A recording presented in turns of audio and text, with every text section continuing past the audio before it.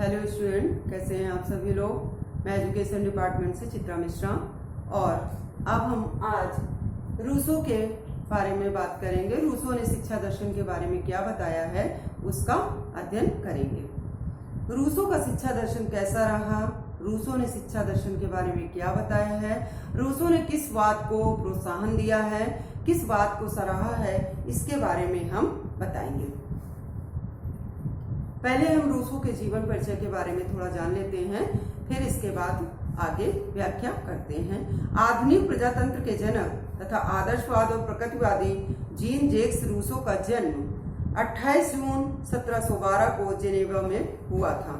जन्म के समय ही माता की मृत्यु के उपरांत उनका पालन पोषण उनकी चाची ने किया, जो कि ज्यादा ध्यान नहीं रखती थी और इसीलिए सदैव खुले वातावरण में घूमा करता था, जिसके कारण वो प्रकृति का उपासक बन गया। विद्यालय में अनुशासन बनाए रखने के लिए उसे कठोर से कठोर दंड दिया जाता था, जिसका उसके मन पर गहरा प्रभाव पड़ा। 21 वर्ष की अवस्था में एक झूठे आरोप ने रूसो को समाज ने दंडित किया, जिसके कारण वो अंदर से बिल्कुल टूट गया और फ्रांस चला गया। वहां उसने प्लेटो, वॉल्टेयर आदि ग्रंथों का अध्ययन किया और स्वयं भी लेखक बनने का सपना देखा। रूसो के समय पेरिस में लुई 15वें का राज था। पारिवारिक जीवन में रूसो को अत्यधिक आर्थिक कठिनाइयों का सामना करना पड़ा और उसने अनेक कार्य को अध्यापक, संगीत शिक्षक, नाटककार, सेक्रेटरियर, प्रतिलिपिकार, कंपोजिटर एवं लेखक सभी कुछ बना, परंतु अपने विलक्षण व्यक्तित्व के फलस्वरूप कहीं भी सफलता प्राप्त नहीं कर सका। रूसो ने, ये हमने संक्षिप्त परिचय रूसो के बारे में जाना। अब हम रूसो ने शिक्षा का अर्थ क्या बताया है उसको देखते हैं। बालक की शिक्षा उसकी स्वाभाविक प्रवृत्तियों, आवश्यकताओं, शक्तियों तथा आयु के अनुकूल हो। रूसो ने कहा कि प्रकृति की ओर लौटो। मेन पॉइंट, प्रकृति की ओर लौटो, यह डेफिनेशन आ सकती है। प्रकृति की ओर लौटो, तो आपको ध्यान होना चाहिए कि रूसो ने ये बताया है। रूसो के अनुसार शिक्षा के 3 स्रोत होते हैं। सबसे पहले प्रकृति, दूसरा मानव, तीसरा पदार्थ। प्रकृति को इन्होंने बहुत ही सराहा है। प्रकृति के अनुसार ही शिक्षा को बताया है, प्रकृति के अनुसार ही बालक को विचरण, स्वतंत्र विचरण के बारे में बताया है और मानव के बारे में भी इन्होंने बताया कि प्रकृति के अनुसार ही सारा कुछ होना चाहिए। पदार्थ जगत सत्य है, वस्तु जगत सत्य है, ये चीजें इन्होंने बताई हैं। रूसो के अनुसार सच्ची शिक्षा वो है जो व्यक्ति के अंदर से प्रस्फुटित होती है और ये उसकी अंतर्निहित शक्तियों की ही अभिव्यक्ति है।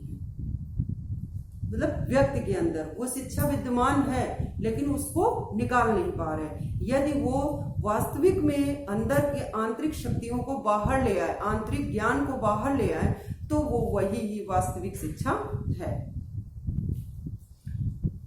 रूसो के अनुसार क्या पॉइंट बताए गए हैं, उनकी क्या विशेषताएं हैं, उसमें सबसे फर्स्ट पॉइंट होगा प्रकृति के अनुसार शिक्षा। जो भी बालक को शिक्षा देनी है, जो भी बालक बालिका को शिक्षा देनी है, वो प्रकृति के अनुसार ही मिलनी चाहिए।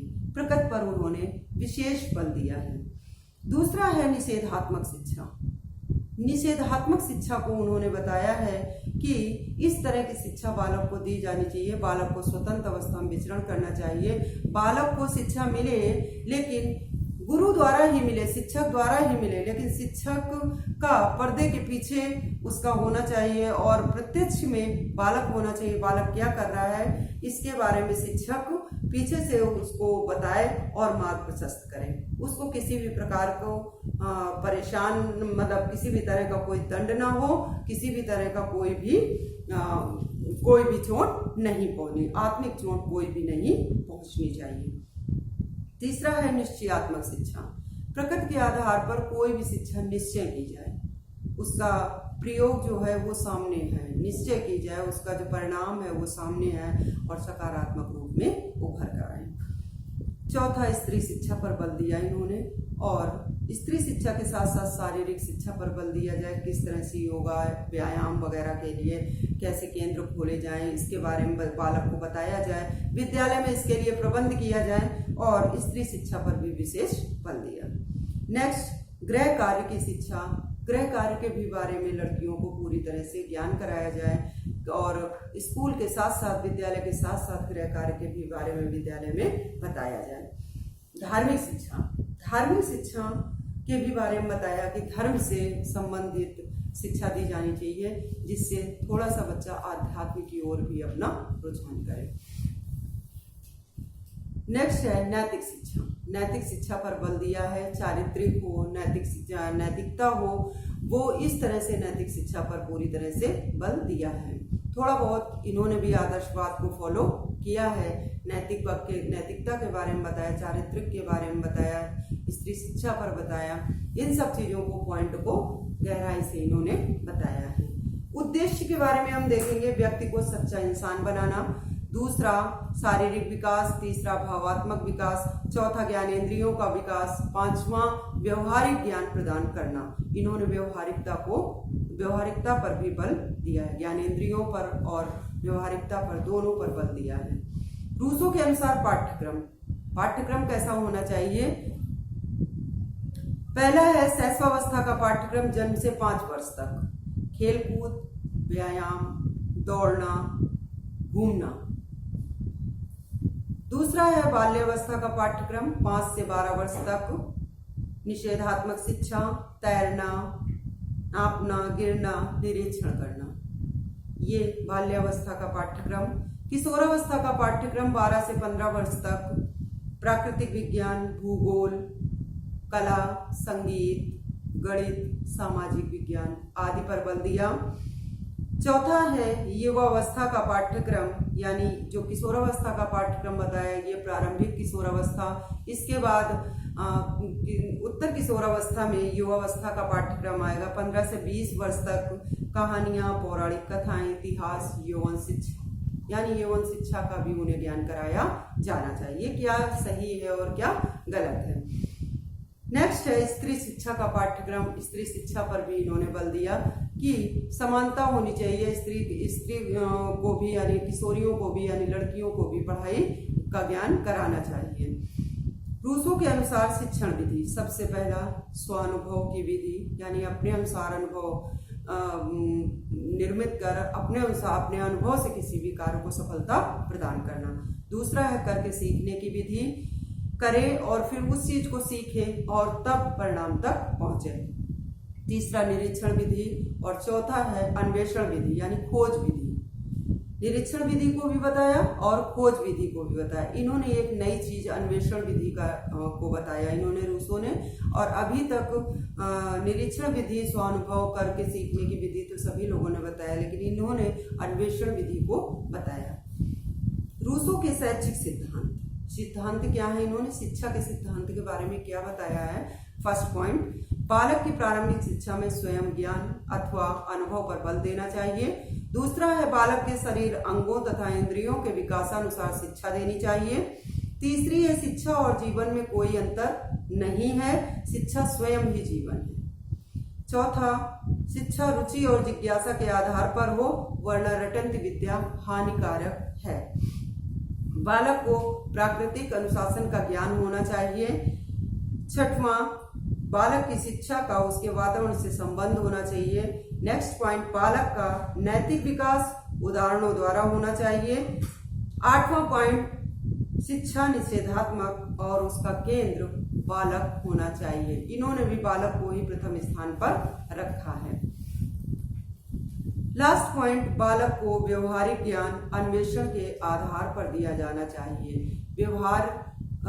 व्यवहारिक ज्ञान बालक को प्रदान करो, लेकिन खोज के आधार पर, अन्वेषण के आधार पर, नवीन गतिविधियों के आधार पर बच्चे को व्यवहारिक ज्ञान प्रदान करो। अब इसमें हम रूसो के गुणों के बारे में अध्ययन करेंगे। रूसो ने गुणों के बारे में क्या बताया है और रूसो का क्या योगदान है, गुण है और दोष है। सबसे पहला पॉइंट है, फर्स्ट पॉइंट, शिक्षा में वैज्ञानिक प्रकृति का प्रवेश। शिक्षा में वैज्ञानिक प्रवृत्ति को भी यानी वैज्ञानिक प्रवृत्ति का इन्होंने विज्ञान को भी शामिल किया है। शिक्षा की प्रकृति कैसी होनी चाहिए, विज्ञान के भी आधार पर, प्रकृति के साथ साथ विज्ञान का भी आधार होना चाहिए, यानी वैज्ञानिक प्रकृति होनी चाहिए। दूसरा है शिक्षा में मनोविज्ञान प्रकृति का प्रवेश। मनोविज्ञान यानी बच्चे की, बालक की मनोअवस्था का पहले अवलोकन करो, इसके आधार पर उसको शिक्षा ग्रहण कराओ। तीसरा है शिक्षा विधि एवं पाठ्यक्रम पर प्रभाव। शिक्षा विधि कैसी हो और उसका पाठ्यक्रम कैसा हो, उस पर वो भी बहुत ज्यादा प्रभाव बालक पर डालता है। चौथा पॉइंट, औद्योगिक शिक्षा पर बल। प्रेजेंट टाइम में किस तरह की शिक्षा चल रही है, प्रेजेंट टाइम में क्या है, उसे औद्योगिक शिक्षा पर बल यानी वर्तमान वातावरणीय शिक्षा पर बल और व्यवसायिक शिक्षा पर बल। लास्ट पॉइंट है गुणों में, शिक्षा में सामाजिक प्रवृत्ति का प्रवेश। सामाजिक, बालक को सामाजिकता का ज्ञान कराया जाए और उसकी प्रकृति, उसकी शिक्षा कैसी हो, उसे सामाजिकता के आधार पर उसको शिक्षा दी जाए। दोष में पहला पॉइंट है, रूसों की शिक्षा को अव्यवहारिक बताया गया। रूसों की शिक्षा को व्यवहारिकता नहीं दी गई। दूसरा है बालक के हृदय तथा बुद्धि का विकास। बालक के हृदय तथा बुद्धि में विकास इस तरह को बताया गया कि मतलब ये दोष है कि कैसे उसके बुद्धि का विकास किया जाए, इस तरह से इन्होंने विश्लेषिकृत नहीं किया। तीसरा है निषेधात्मक शिक्षा का अस्पष्ट रूप। निषेधात्मक शिक्षा बताई तो है, लेकिन वो निषेधात्मक शिक्षा कैसी हो ये नहीं बताया। नेक्स्ट पॉइंट है शिक्षा में धर्म और नैतिकता के विकास की उपेक्षा। धर्म के बारे में बताया, नैतिकता के बारे में बताया, लेकिन बहुत ज्यादा इसकी व्याख्या नहीं की, इसलिए इन्होंने ऐसा लग रहा है कि जैसे विकास की उपेक्षा होगी। और लास्ट पॉइंट है बालक का पूर्ण बौद्धिक विकास नहीं। पूर्ण बौद्धिक, बालक के पूर्णतः रूप से किस तरह से बौद्धिक विकास किया जाए, क्या किया जाए जो बालक के बुद्धि को बढ़ाया जाए, बुद्धि का विकास किया जाए, इस तरह से इन्होंने बालक के विकास के बारे में, बौद्धिक विकास के बारे में ऐसा कुछ नहीं बताया। इस तरह से बहुत सारी चीजों का हमने अवलोकन किया, बहुत सारी चीजों को हमने कंठस्थ किया, बहुत सारी चीजों को सुना, सुनने के बाद उनको कंठस्थ किया और इन सब पॉइंट्स को आप अपने आप में आत्मसात करें। जैसे कोई भी क्वेश्चन किसी भी तरह का पूछा जाए तो उसमें आप उसका उत्तर देने में सक्षम हो सके। और इस तरह से हमने रूसों का भी शैक्षिक दर्शन, किस तरह से शिक्षा में दर्शन, किस तरह से रूसों का शिक्षा दर्शन रहा, और हमने इसका अध्ययन किया। और हम अब नेक्स्ट वीडियो में आपको दूसरे लेक्चर वीडियो के रूप में मिलेंगे।